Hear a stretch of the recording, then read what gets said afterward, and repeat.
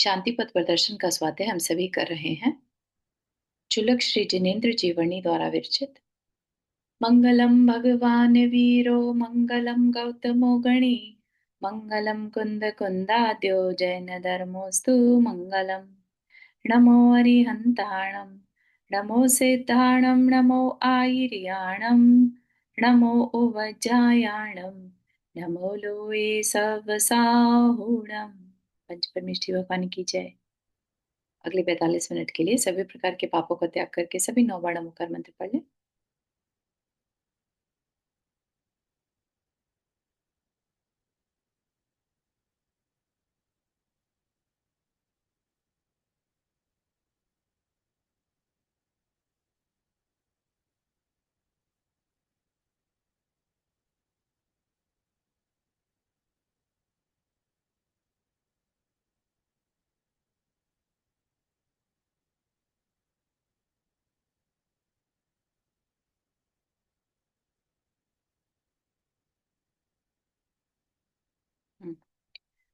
हमारा यहाँ पर टॉपिक क्या चल रहा था? आश्रव का।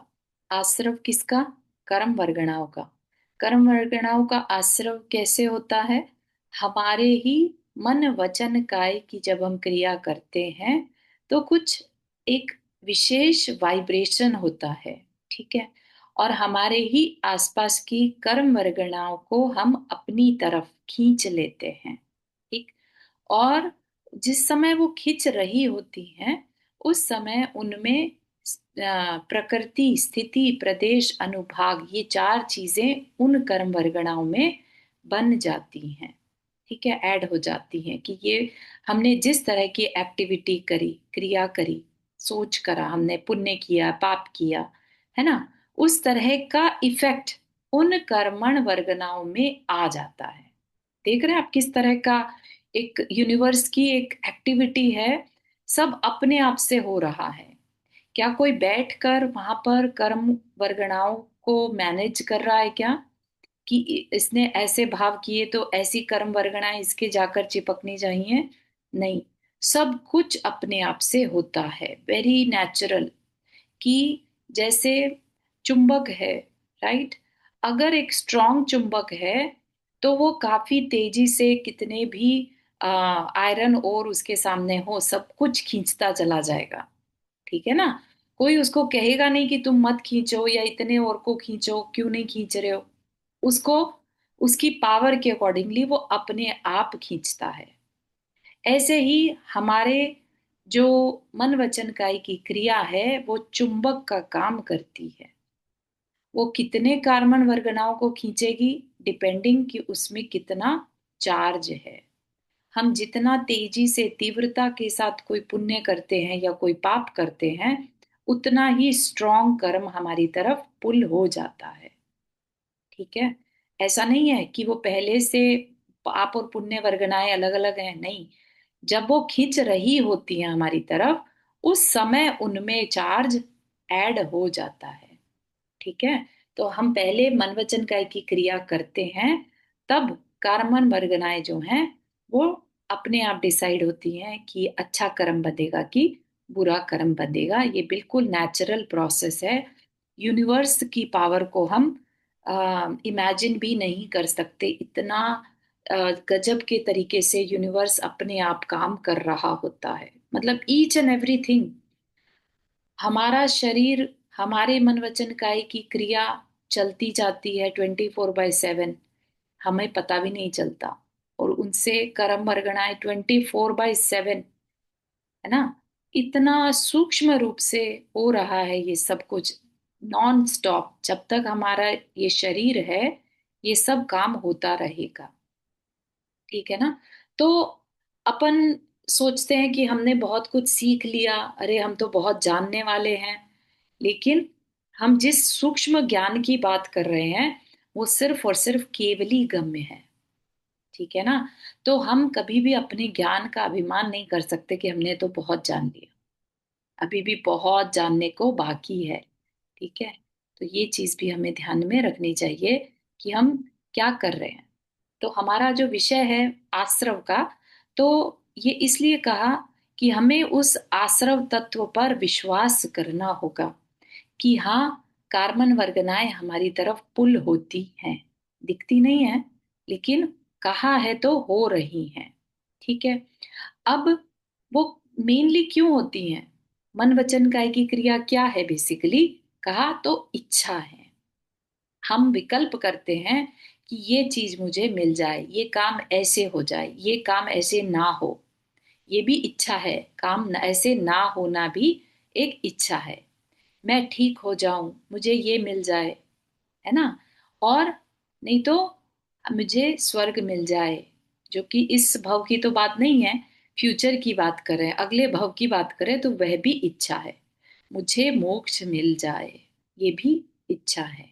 ठीक है ना। तो कहा कि नो मैटर व्हाट, इच्छा है तो कर्म बंधेगा। ठीक है ना।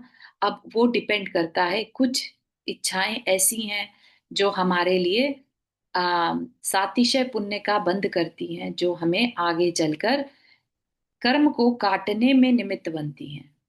ठीक है। तो ऐसा नहीं है कि पुण्य टोटली खराब है, लेकिन आध्यात्म की दृष्टि से अगर देखें तो पुण्य भी कर्म का ही रूप है, और कर्म जब तक है तब तक हम संसार में हैं। तो उस दृष्टि से पुण्य को अपराध कहा। पुण्य भी पाप है। ठीक है। पुण्य भी हमारे लिए बंधन है। ठीक है। तो हमें ये देखना होगा कि हम किस समय पर क्या बात कह रहे हैं। अगर आध्यात्म की अपेक्षा से बात कर रहे हैं तो यस, पुण्य भी नहीं बांधना चाहिए। पुण्य भी नहीं बांधना चाहिए, पाप भी नहीं बांधना चाहिए, है ना। लेकिन अभी अभी क्या बोला? मन वचन काया की क्रिया 24/7 चलती है, और जब वो क्रिया चलेगी तो कर्म तो बंधेगा।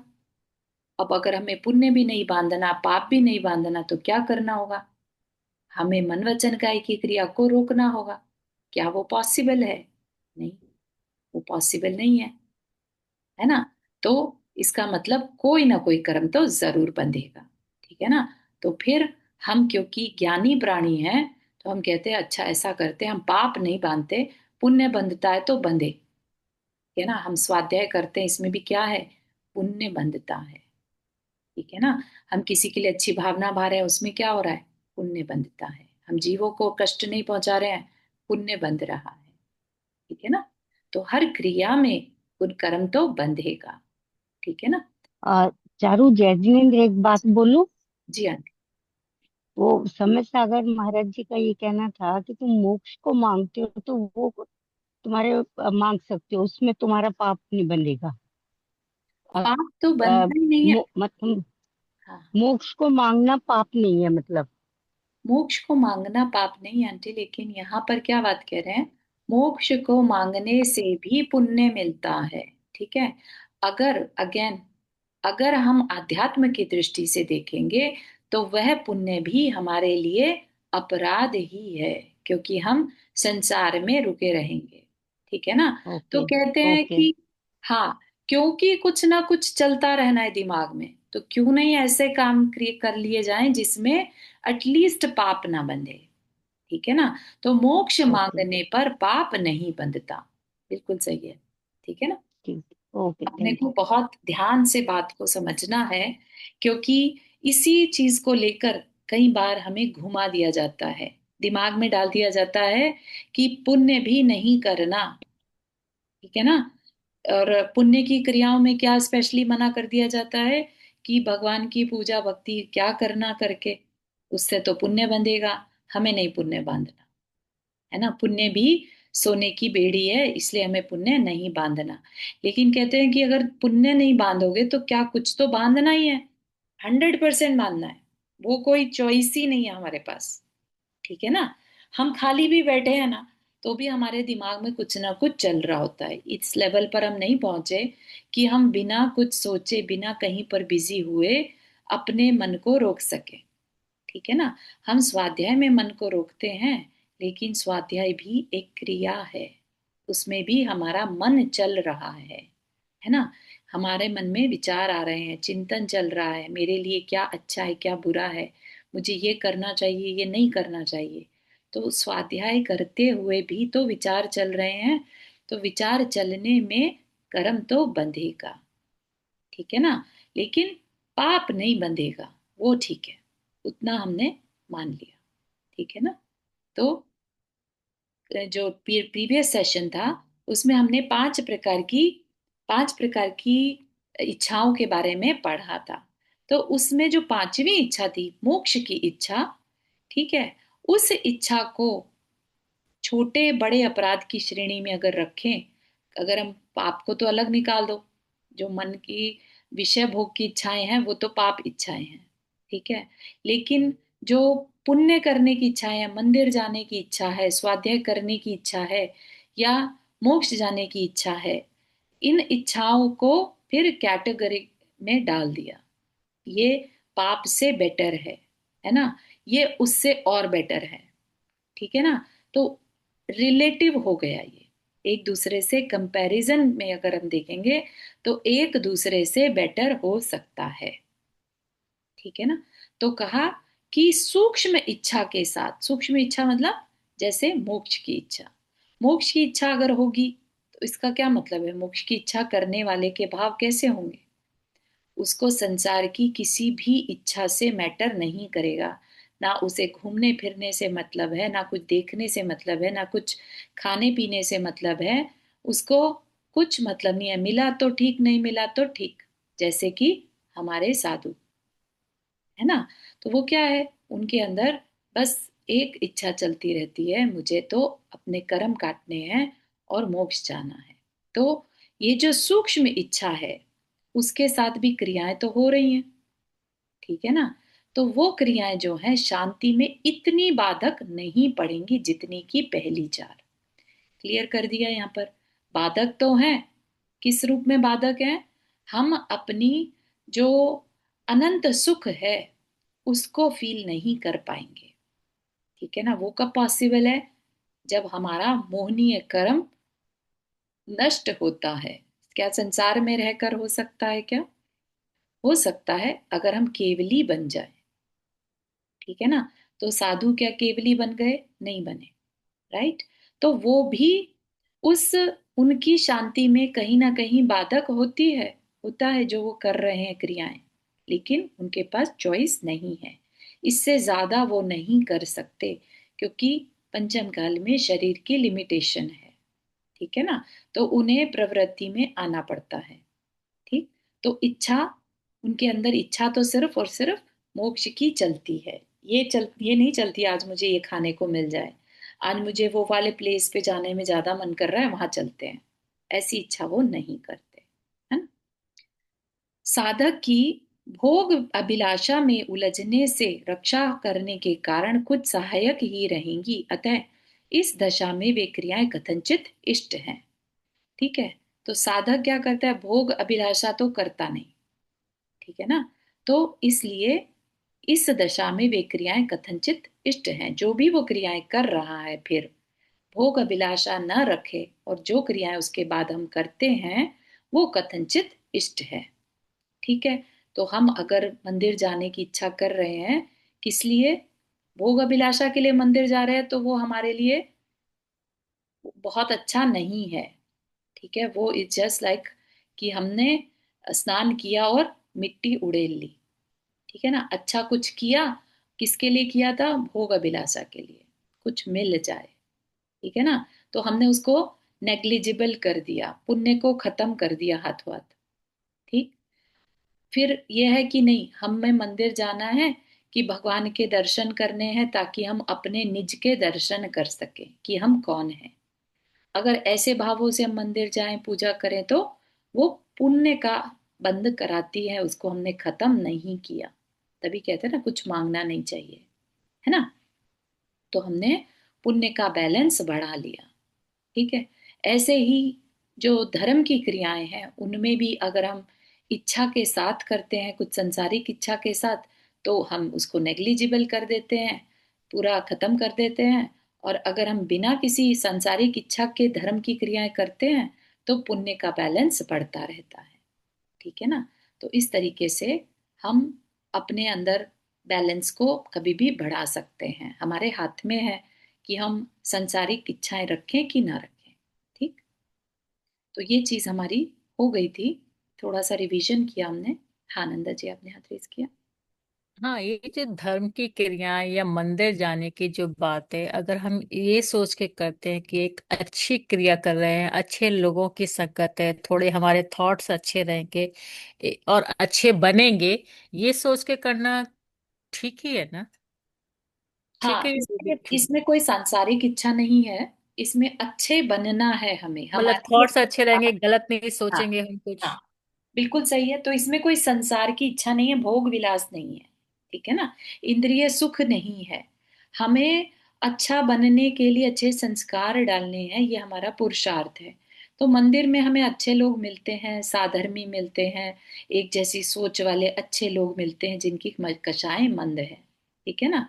तो ऐसी जगह जाकर अगर हमें ऐसे लोगों का साथ मिल रहा है तो इसमें कहीं से भी पुण्य को खत्म करना नहीं है, पुण्य को बढ़ाना है। ठीक है। ठीक। ठीक है। तो ये हमने समझा था। अब आगे और चलेंगे। क्योंकि स्वाभाविक रीति से ही इच्छित पदार्थ की प्राप्ति हो जाने पर उसमें आसक्ति हुए बिना नहीं रह सकती।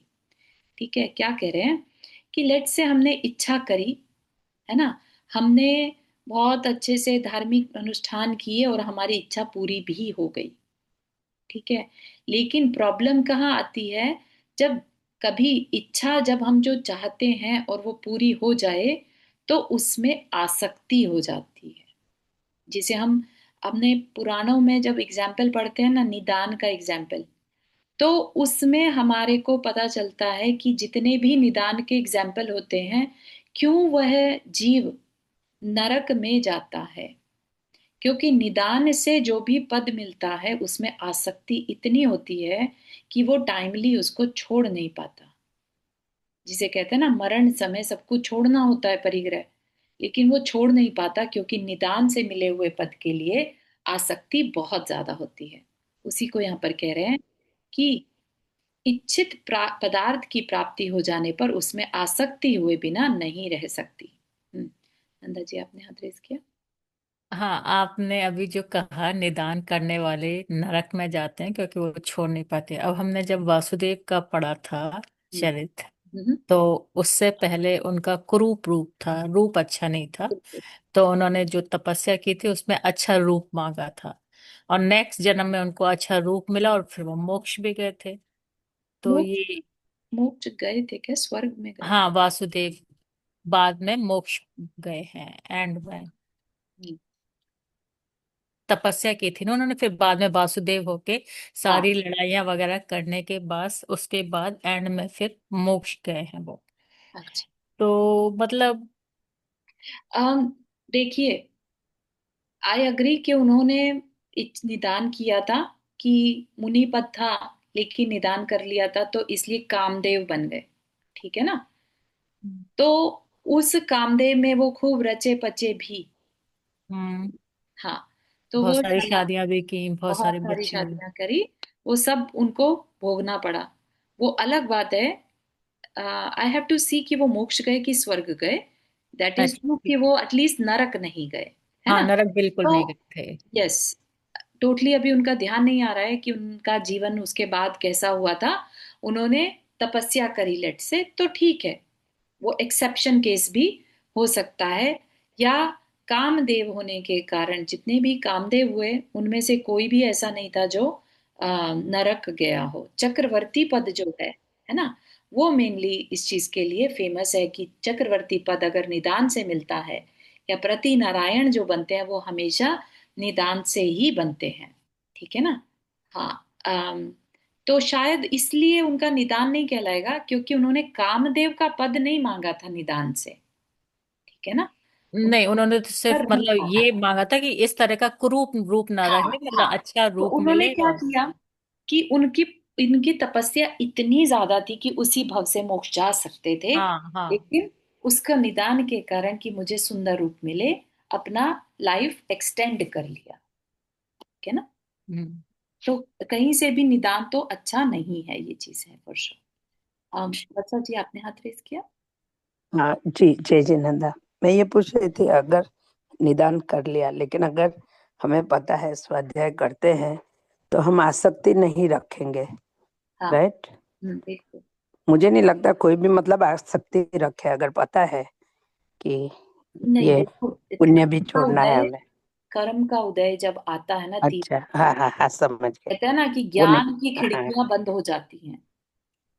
सही बात है। तो हम वो सोचते उसका नहीं करेंगे, लेकिन कुछ नहीं कर्म कर आके सकते। आ जाए आवरण तो हाँ, हो जाए हमसे। हाँ, हाँ। तो सही वो बात। बुद्धि पलटते देर नहीं लगती, अगर, क्योंकि निदान कौन करेगा? जो उसकी कमी को महसूस करता है कि ये तो मुझे मिलना ही चाहिए, ये नहीं मिला तो कैसे मेरा काम चलेगा। हाँ हाँ हाँ, सही ठीक है ना? बात है। तो इस तरीके के फीलिंग करने वाला आपको सोचिए, यही चीज आगे एग्जाम्पल में समझाई जा रही है। एक्चुअली इसको पढ़ते हैं अपन, जी जी, क्या कह ठीक रहे है, हैं। Thank you. हम्म इसीलिए भोग संपदा या देवादि पदों की इच्छा से की जाने वाली पुण्य रूप क्रियाओं के कारण भोगाधिक प्राप्त हो जाने पर उनमें आसक्ति हुए बिना रह नहीं सकती, यह बात सर्वसम्मत है। ठीक है, जो भी भोग संपदा मिलेगी आसक्ति होगी, परंतु प्रतीक्षा के पश्चात, सॉरी, बहुत प्रतीक्षा के पश्चात मिली हुई स्त्री में क्या अत्यंत आसक्ता होती नहीं देखी जाती। ये तो एक एग्जाम्पल लिया है, लेकिन अगर पुत्र है, लेट से, किसी को बहुत वेट थी और फिर हो जाए, है ना, तो उस पुत्र में बहुत आसक्ति होती है। ठीक है ना? फिर सब कुछ याद नहीं रहता, बहुत समय बाद वेट करने के बाद किसी के बालक हो तो उससे बहुत अटैचमेंट हो जाती है, एक्सट्रीम अटैचमेंट। ठीक है ना? तो आसक्तता का फल क्या होता है ये सब जानते हैं। देखिए अपनी भूल का विषैला फल। तो धार्मिक क्रियाओं को भोग अभिलाष के कारण अपने हित रूप मानकर उन क्रियाओं को करने में संतोष धारण किया, मैंने बहुत अच्छा काम किया, मैं बहुत धर्मात्मा हूं, ऐसा अभिमान उत्पन्न हुआ। यह वर्तमान भव में फल मिला। क्या? धार्मिक क्रियाएं भोग अभिलाष के कारण कर रहे थे, राइट, और अचानक से उसकी वजह से सम्मान मिलने लगा, धार्मिक कहलाने लगे। धार्मिक लोगों का वैसे ही सम्मान होता है। तो ये क्या हुआ? ये तो अहंकार की बढ़ोतरी हो गई। समझ रहे हैं किस तरह से हमारे अंदर जो पुण्य की क्रियाएं भी हैं वो भी हमारे नाश का कारण बन सकती हैं। ठीक है? मान कषाय बढ़ गई। मान कषाय क्या है? मोहनीय कर्म इंक्रीज हो गया। ठीक है ना? फिर भोगों की तीव्र इच्छा के कारण संताप उत्पन्न हुआ, यह दूसरे भव में फल पाया। ठीक, उसी भव में तो पता नहीं चला, लेकिन क्योंकि इस भव में तो भोग मिल गए और उनको हमने खूब इंजॉय किया तो सब कुछ भूल गए, अपने बारे में भी भूल गए। ठीक है, तो ये चीज जो है फिर आगे चलकर कैसा भव मिलेगा ये सब जानते हैं। फिर तीसरे भव में उस आसक्ति के फलस्वरूप कुगतियों में अनेक दुख सहे, यह मिला तीसरे भव में उन क्रियाओं का फल। फिर भी उन क्रियाओं को अत्यंत हित रूप मानता है, खेद है इसकी इस भूल पर, इसी से ज्ञानी जन उनको अपराध कहते हैं। तो क्या कहना मतलब है कि धार्मिक क्रियाएं करो, लेकिन जितना पॉसिबल हो सके, पॉसिबल, भोग अभिलाषा के लिए मत करो। ठीक है? जैसे किन चीजों के लिए कहा कि ओके है, लेट से हमारे घर में कोई बीमार है ना, अब हम उसकी बीमारी के चलते मंदिर नहीं जा पा रहे हैं या उतना धर्म ध्यान नहीं कर पा रहे हैं जितना कि कर सकते थे। ठीक है ना? तो हम उसकी बीमारी जल्दी ठीक हो ताकि हम धर्म की क्रियाएं कर सकें, उसके लिए अगर हम और कोई विशेष अनुष्ठान करते हैं तो भी वो पुण्य का बंद करने वाली होती है, क्योंकि अभिप्राय में क्या है? भोग अभिलाषा नहीं है कि मैं और ज्यादा धर्म कर पाऊं। ठीक है ना?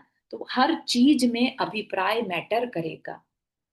ठीक, हम कोई भी क्रिया किस अभिप्राय से कर रहे हैं, ये बात बहुत बहुत ज्यादा और इतनी अंदर में छुपी हुई रहती हैं ये कषाएं, हमारी किसी को भी पता नहीं चलेगा, इवन खुद को नहीं पता चलता कि हम ये जो काम कर रहे हैं इसके पीछे कारण क्या है।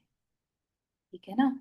कई बार हम कुछ सीख रहे होते हैं, उसमें हमें ये नहीं समझ में आता कि हम अपनी आत्मा के लिए इसको सीख रहे हैं या अपनी करंट लाइफ को अच्छा बनाने के लिए सीख रहे हैं या अपनी करंट लाइफ को भोग अभिलाषा के लिए अच्छा बना रहे हैं कि हमारा धर्म ध्यान और अच्छे से हो इसके लिए अच्छा बना रहे हैं। तो ये फील बहुत ही मतलब डीप डाउन छिपी हुई रहती है हमारी कषाएं, तो हम खुद अपने आप से कब मायाजारी कर लेते हैं पता नहीं चलता। ठीक है ना। तो ऐसे में ज्ञानी क्या करते हैं, तो वो चीज को देखते हैं। उन क्रियाओं को अपराध बता देने पर। हाँ राजेश भाई, आपने हाथ रेज किया। हाँ, और जैसे कहते हैं साधु कहते हैं, जैसे अगर हम मंदिर जाएं तो हमें भावहीन नहीं होना चाहिए, मतलब कुछ ना कुछ भाव रखने। जैसे वो बोलते हैं कि कर्मों को क्षय हो, दुखों का क्षय हम्म। हो, बोधि लाभ हो, ठीक है। शुभ गति में गमन। तो वो चीज तो फिर हमारी क्या कहते हैं उसमें नहीं जाएगी ना, पाप रूप उसमें तो। मतलब हम एक देखिए, तरह से कर्म निर्जरा के लिए, शक्ति के लिए हम अपनी वो चीजें मांग रहे हैं। तो बिल्कुल। मांग उसमें भी इच्छा है, लेकिन वो चीज उसमें वो किस में आएगी फिर? वो हमारी स्वार्थ है, निस्वार्थ जो कहते हैं, निस्वार्थ। राइट। उसमें हमारी भोग हाँ, अभिलाषा नहीं है। ठीक है ना। हाँ, कर्म का क्षय तो मुनि महाराज भी मांगते हैं। ठीक है ना। जो ये भक्तियां होती है ना, समाधि भक्ति है, आचार्य भक्ति है, सब में ये वर्डिंग आती है, दुख खो कम्म खो पोहिला हो सुगई गमनम समाहि मनम, जिन गुण संपत्ति हो मध्यम। तो ये इच्छा व्यक्त की जा रही है कि मेरे कर्मों का क्षय हो, दुखों का क्षय हो, मेरे जिन गुण संपत्ति की प्राप्ति हो, बोधि की प्राप्ति हो, समाधि मरण हो, सुगति गमन हो। है ना। तो ये हाँ, तो मुनि हाँ महाराज जी। भी पढ़ते हैं।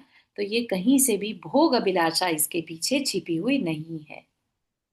मतलब जो इच्छा निस्वार्थ हो, मतलब वो ठीक है, मतलब उसमें बहुत मतलब अच्छी है, वो वो फिर ही हमारे पाप करना का बंद नहीं चाहिए। होगा। हाँ। वो तो 24/7 भी कर सकते हैं। वो तो एक तरह से अपने मन को उलझाए रखना है ना। वो तो बहुत हाँ, अच्छा है। ठीक है ना, क्योंकि हमारे को क्या कहा अभी, कि कुछ ना कुछ तो करना ही है। अगर वो नहीं करेंगे तो हम कुछ और करेंगे, कुछ और क्या करेंगे सोच कर देखिए। है ना, संसार की क्रियाएं करेंगे फिर। तो संसार की क्रियाओं में तो पाप ही कमाते हैं हम। ठीक है ना। तो ऐसा। ठीक है। Thank you, thank you. तो अगर जब इन क्रियाओं को अपराध बताया और हमारे अंदर में शोभ आने लगा, शोभ मतलब कि फीलिंग आने लगी केओस की, कि ये क्या कह दिया। है ना। क्यों। अगर शोभ आ रहा है तो यह बात दर्शाता है कि उनके प्रति तुझे मिठास बरतता है। अभी तक तो हम धर्म की क्रियाएं कर रहे थे और सब बढ़िया चल रहा था। है ना। अब उन धर्म की क्रियाओं को अगर कोई गलत कहता है कि किसी कारण, संसारिक कारण से मत करो, तो हमें अंदर से क्षोभ आ गया कि अरे ये क्या कह रहे हैं। है ना। तो क्या है, अगर उनके पीछे अंदर में क्षोभ आ रहा है, इसका मतलब तुम्हारे अंदर उन चीजों के प्रति मिठास थी। तर्क किया जा सकता है कि ज्ञानी को भी तो उन क्रियाओं में मिठास ही आता है। तो कह रहे हैं नहीं, वह क्रियाएं करता अवश्य है, पर उसे इनमें मिठास कभी नहीं आता। मिठास तो एकमात्र शांति में ही आता है, और इसीलिए उसको इनका निषेध सुनकर शोभ नहीं आता।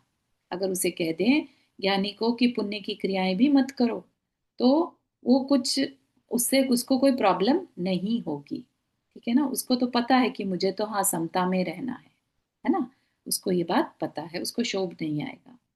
स्वयं अंतरंग में वह यही भावना किया करता है कि ये क्रियाएं करने की आवश्यकता उसे ना पड़े। फिर तेरी मिठास और उसकी मिठास में अंतर भी तो महान है। तेरी मिठास अपनी शांति से अपरिचित रहने के कारण केवल तेरे उन चार जाति के भोग अभिलाष संबंधी अभिप्रायों में से निकल रही है, जिनके संबंध में कि कल बताया गया था। परंतु उनकी मिठास पांचवी जाति की, यानी मोक्ष पाने की इच्छा मात्र। ठीक है, पांचवी जाति की शांति संबंधी उस अभिप्राय में से निकल रही है, जिसमें केवल शांति की अपेक्षा है, अन्य किसी बात की नहीं। उन क्रियाओं में तुझे जो तन्मयता सी दिखती है, उसका आधार वे मधुर सुर ताल लय मंजीरे ढोलक आदि हैं, जिनके द्वारा भक्ति करने को तू बहुत महत्ता देता है। क्या कह रहे हैं कि कई बार लोग कहते हैं हमें तो बड़ा मन लगता है मंदिर में पूजा करने में। ठीक है। लेकिन उनको ये रियलाइज नहीं होता कि ये जो मन लग रहा है ना, ये मन किस लय से गाया जा रहा है। व्हाट इफ जो गायक है उसकी आवाज बहुत सुंदर है, इसलिए बहुत मन लग रहा है। समझ रहे हैं आप। ये बात अगेन बहुत डीप डाउन दबी हुई रहती है, पता नहीं चलता हमारे अंदर की अभिप्राय क्या चल रहे हैं। ठीक है ना। तो वो कह रहे हैं भक्ति में जो तेरा मन लग रहा है वो हो सकता है वो निमित्त वैसे मिल रहे हैं इसलिए मन लग रहा है, वास्तव में तुम्हारा फोकस कहाँ है। ठीक है ना, तुम तन्मय हो गए मान लिया, लेकिन वो वास्तविक शांति की ओर ध्यान नहीं है। ठीक है ना, परंतु उसकी तन्मयता का आधार अपनी वह शांति है जो कि उसे उस समय भगवान की शांति को देखकर याद आ जाती है और अपने अंदर जिसका वह प्रत्यक्ष वेदन करने लगता है। कौन? जो ज्ञानी है वो ऐसा करता है। ठीक है, ज्ञानी क्या करता है? ज्ञानी लय, मजीरे, ढोलक, सुर, ताल इनमें नहीं उलझता। ठीक है ना, वो भगवान के दर्शन कर रहा है, उसको पूजा आदि से कोई मतलब नहीं रहता है ना। तो वो भगवान और अपने में एक संबंध, भक्ति उसकी वही है, भगवान से जुड़ जाना ही उसकी भक्ति है। ठीक है ना, तू इन क्रियाओं को करते हुए उन्हें हित रूप समझता है और इन क्रियाओं संबंधी अपने पुरुषार्थ को हित रूप समझता है, इनके प्रति अपने झुकाव को हित रूप समझता है, परंतु वह मतलब ज्ञानी इन क्रियाओं को करते हुए भी इन्हें हित रूप नहीं समझता, इन क्रियाओं की इच्छा को भी हित रूप नहीं समझता, इन क्रियाओं संबंधी अपने पुरुषार्थ को भी हित रूप नहीं समझता तथा उनके प्रति अंतरंग में उसे कभी झुकाव भी उत्पन्न नहीं होता। तो ऐसा नहीं कि वो बैठा स्वाध्याय करे तो सोचे अरे वाह मैं कितना बढ़िया काम कर रहा हूं, बस यही करता रहूं, है ना, एटलीस्ट इससे मैं संसार के प्रपंचों से बचा हूं। नहीं, ऐसा भी भाव उसके अंदर में नहीं आता। उसको लगता है कि कब मैं अपने पास रहूं, अपनी शांति के पास रहूं, कि मुझे ये स्वाध्याय भी न करना पड़े। ठीक है ना, तो उसका सच्चा झुकाव है तो केवल शांति के वेदन के लिए। ठीक है, लेकिन अब आप लोग ऐसा कुछ ट्राई मत करने लगना, क्योंकि कई बार क्या होता है, जिस भूमिका में हम नहीं हैं और उसको अगर हम कॉपी भी करने की कोशिश करेंगे तो कंफ्यूजन के कारण जो कर रहे हैं उससे भी मन उचट सकता है। ठीक है ना, अभी जो बातें बताई जा रही हैं वो सिर्फ क्लैरिटी के लिए कही जा रही है कि जो हम क्रियाएं करते हैं एटलीस्ट हम उसमें झांक कर देखें कि कहीं कोई भोग अभिलाषा तो नहीं छिपी है, बस इतना ही। ठीक है ना, कहीं हम उससे पाप तो नहीं बांध रहे हैं, अगर वैसा कुछ है तो उसको अभी की अभी हम ठीक कर लें। ठीक है ना, हम ज्ञानी बनने की भावना करें, ज्ञान धारा में रह पाए, वो हमारी भावना अंदर में रहे, लेकिन उसके कारण हम कर्म धारा में जो है पाप को ना बांधना शुरू कर दें। कहीं हम इतने आर्त ध्यान में चले जाएं कि अरे मैं क्यों नहीं कर पा रहा हूं, मैं ज्ञानी की तरह क्यों नहीं कर पा रहा हूं, है ना, तो ऐसे में हम गलत डायरेक्शन में भी जा सकते हैं। जो कर रहे हैं आकुलता रहित करें। ठीक है ना, तो वो ज्यादा मैटर करेगा और भोग अभिलाषा से जितना बच सकते हैं उतना बचें। ठीक है, अभिप्रायों में महान अंतर होने से उनके फलों में भी महान अंतर पड़ जाता है। फल तो दोनों को ही यद्यपि भोग संपदा मिलता है, तुझको कदाचित जितनी मिल पाती है उससे भी हजारों गुना उसे मिल जाती है ना। मुनि बनते हैं, मुनि जो होते हैं, आपको जानकारी हो या ना हो, नियम से स्वर्ग जाएंगे। ठीक है, अगर वो अम, भावलिंगी ना भी हो, द्रव्य से भी अगर वो साधना कर रहे हैं तो भी स्वर्ग जाते ही हैं, लेकिन अगर भावलिंगी हो तो कहने ही क्या। ठीक है ना, तो नियम से स्वर्ग जाएंगे और वो भी वैमानिक देवों में।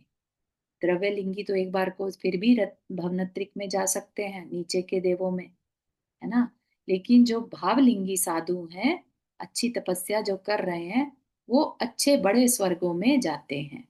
और स्वर्गों की संपदा कैसी है, तो कहते हैं, इष्टोपदेश ग्रंथ का स्वाध्याय करो तो पता चलता है, कहते हैं उसमें कि स्वर्गों का सुख स्वर्ग के सुख के बराबर है, उसका सुख धरती के किसी सुख से कंपेयर नहीं किया जा सकता।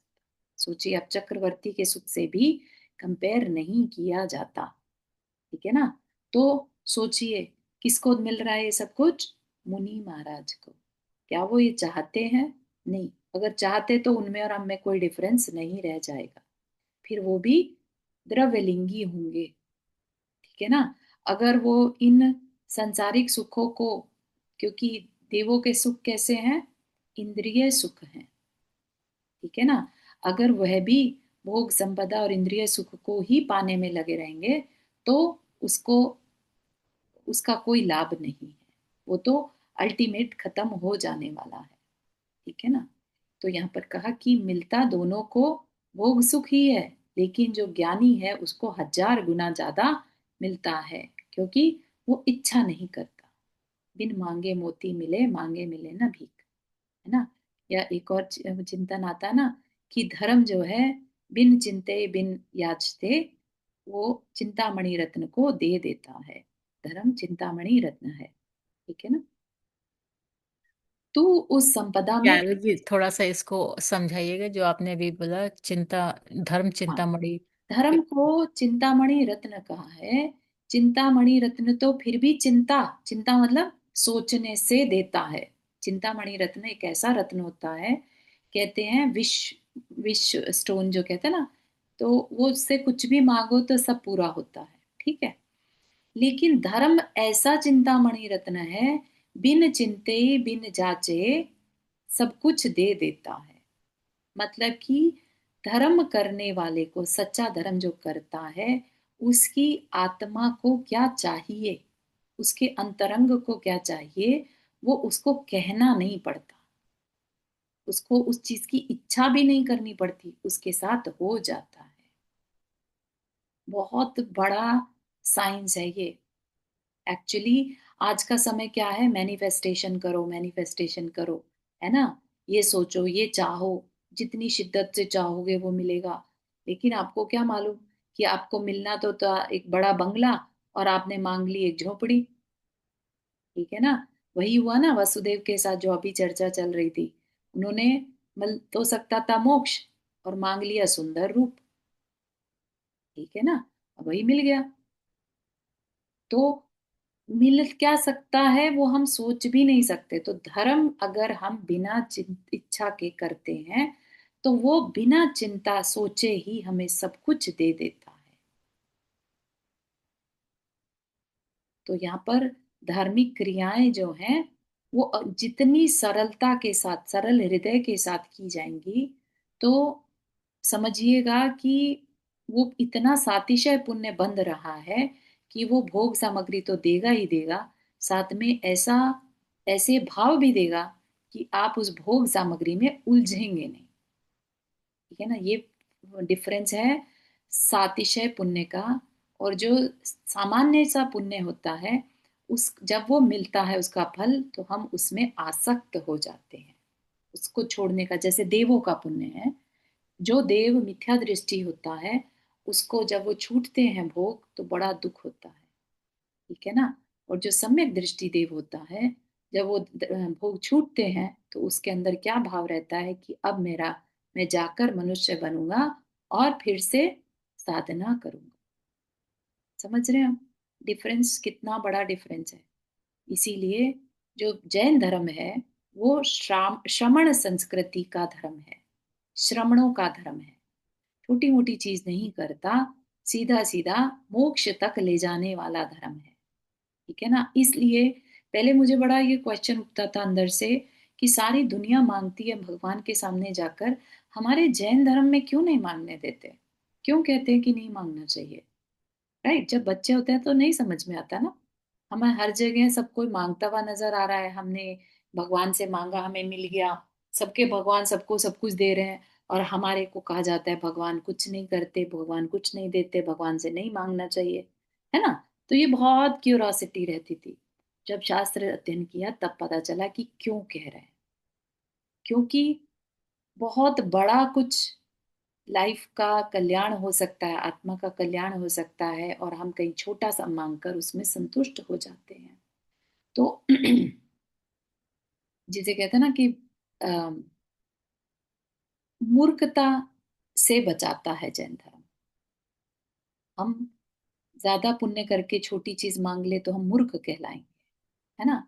किसी ने आ, देव से कुछ इच्छा मंत्र सिद्ध कर लिया, मंत्र देव ने कहा मांगो क्या मांगते हो, है ना।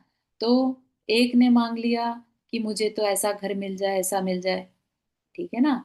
और एक ने कहा मुझे, मैं अपने पोतों को या पड़ पोते को सोने की थाली में खाता हुआ देखूं, ठीक है ना। तो उसने क्या किया, एक ही इच्छा में बहुत सब कुछ मांग लिया, ठीक है ना। तो ये तो सिर्फ छोटा सा ऐसा सांसारिक एग्जाम्पल था। ऐसा करना नहीं है, अपने को कुछ भी नहीं मांगना है। अगर कोई देव आ भी जाए ना, मांगो कुछ, मैं तुमसे प्रसन्न हूं, ठीक है ना, तो भी नहीं मांगना है। क्योंकि हमें जो चाहिए, अगर वह दे सके, तो पहले हमें क्लैरिटी होनी चाहिए कि हमें चाहिए क्या, ठीक है ना। तो हमें क्या चाहिए, हमें तो सच्ची शांति चाहिए, ठीक है ना। तो अगर वो क्लैरिटी नहीं है, तो उस पर चिंतन करिएगा कि वो चीज हमारे अंदर आनी चाहिए कि हमें वास्तव में चाहिए क्या, ठीक है ना। हम चाहते कुछ रहें और बाहर में हमारा क्रिया कुछ हो, ये डिसबैलेंस नहीं होना चाहिए, ठीक है ना। हाँ, तो हम क्या करते हैं, हम संपदा में उलझ जाते हैं, क्योंकि क्रिया करते हुए उसी की अभिलाषा मन में बैठी हुई थी, है ना। अभिलाषा थी, क्रिया कर रहे थे, मिल गया, तो अब उसी में आसक्त हो गए। और वह यानी ज्ञानी उसे प्राप्त करके भी उससे उदासीन बना रहता है, तथा समय पड़ने पर उसे ठुकरा देता है। जैसे कि देवगति की बात अभी बताई थी, है ना। सम्यक दृष्टि जो होते हैं, जो जो साधु भावलिंगी होते हैं, वो सम्यक दर्शन के साथ देवगति में जाते हैं, है ना। तो फिर उन्हें पता रहता है कि वो क्यों आए यहाँ पर। तो फिर वो अपना पूरा समय जो है वहां पर धर्म ध्यान में ही लगाते हैं। वहां पर संयम तो है नहीं, लेकिन धर्म ध्यान तो है ना, तो वो धर्म ध्यान करते हैं।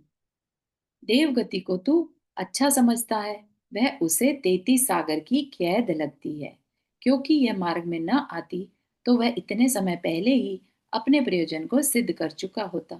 तुझे तीसरे भाव उसका फल पाप में मिलता है, और उसे सदा पुण्य ही पुण्य। और इसी कारण तेरी वे क्रियाएं कही जाती हैं पापानुबंधी पुण्य, और उसकी वे ही क्रियाएं कहलाती हैं पुण्यानुबंधी पुण्य। क्या मतलब, पाप अनुबंधी पुण्य, पाप का बंद करने वाला पुण्य। हमारा कोई पाप पुण्य का उदय ऐसा आए जिसमें हमें खूब भोग संपदा मिल रही है, हम उसमें आसक्त हो गए, तो हम क्या कर रहे हैं, तब भी हम मन वचन काय की क्रिया तो कर ही रहे हैं ना। तो अब उस मन वचन काय की क्रिया से हम पाप का बंद करते हैं, ठीक है ना। देखा जा सकता है आज के समय में जो इतनी लग्जरी ट्रैवल्स होती हैं, या बड़े बड़े महलों में रहा जाता है, नौकरों से काम कराया जाता है ना। महंगे महंगे पर्स आदि सामान इकट्ठे किए जाते हैं, परिग्रह इकट्ठे किए जाते हैं, अहंकार किया जाता है, दिखावा किया जाता है, ये सब क्या है, पाप का बंद करना, ठीक है ना। पुण्य का उदय तो मिला था, सामग्री मिली थी अच्छी, लेकिन वह सामग्री क्योंकि पास्ट लाइफ में उन्होंने इस पुण्य की बहुत इच्छा की होगी तीव्र, तब जाके वह मिला। तो आज की डेट में वह पाप का बंद करवा रहा है, ठीक है। और वही क्रियाएं साधु की कैसी हैं, पुण्यानुबंधी पुण्य, ऐसी ऐसा पुण्य जो हमारे पुण्य का बंद कराए। जैसे कि हम बिना किसी स्वार्थ के धार्मिक क्रियाएं जब करते हैं, तो हमारे पुण्य के उदय के बिना धार्मिक क्रियाएं हमें करने को नहीं मिलती, ठीक है ना। लेकिन पुण्य के उदय में भी हम धार्मिक क्रियाओं को करने का मन बना रहे हैं, ये क्या है, हमारी पुण्य की क्रियाएं पुण्य का ही बंद करती हैं। जब पुण्य की क्रियाएं पुण्य का बंद करती हैं, तो उस पुण्य को सातिशय पुण्य कहा जाता है, जो नियम से आगे चलकर और ज्यादा हमें संसार से विरक्त होने के साधन जुटाता है,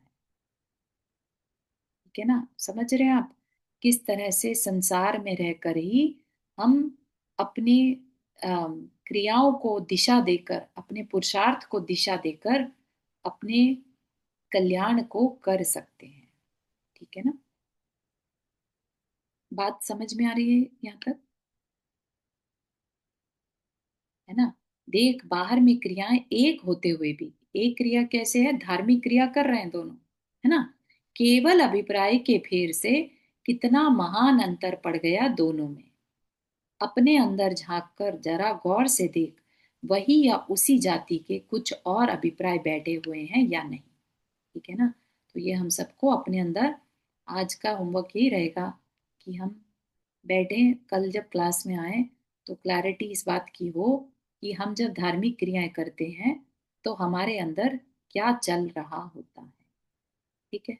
सभी से पूछा जाएगा तो प्लीज रेडी रहना कि धार्मिक क्रियाएं जब हम करते हैं तो हम किस अभिप्राय से करते हैं। ठीक है। आज के लिए इतना ही रखते हैं। किसी को कोई क्वेश्चन समझ में नहीं आया हो तो?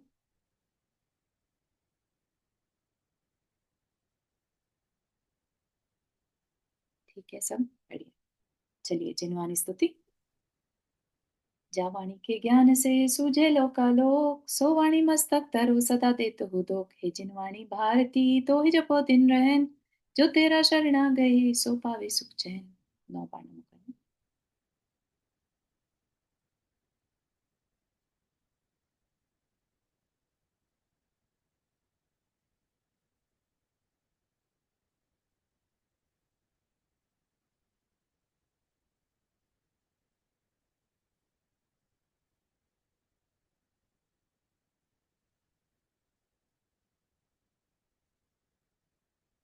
ये सभी को जय जिनेन्द्र। जय जिनेन्द्र सभी को। इसकी बुक भेज दीजिएगा आज की। जी जय जी जिनेन्द्र सबको। सभी को।